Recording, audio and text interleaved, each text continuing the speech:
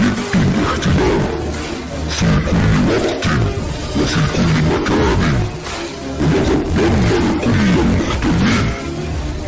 الآن رفع صوت الأناركية من فلسطين، حيث يتزايد الاحتلال يوما بعد يوم.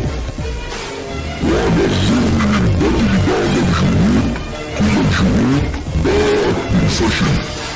لقد وصلنا إلى مرحلة نحجم فيها من احتياجاتنا الأساسية، ونعيش في أسوأ الظروف الممكنة. نفذ صبرنا، وقد أتينا اليوم لنقول ذلك مع رسمية. نحن بداية الفوضى وإعلان العمل بتحصيل الحرية، فأينما يوجد صهيوني فنحن حاضرون أيضا، وسنأخذ نار من أعينهم بعصائبنا الخاصة.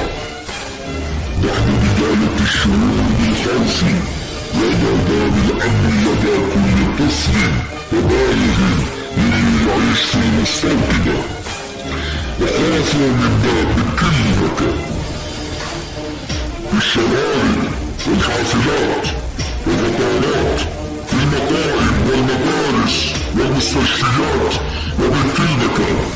هذه بداية طريقنا.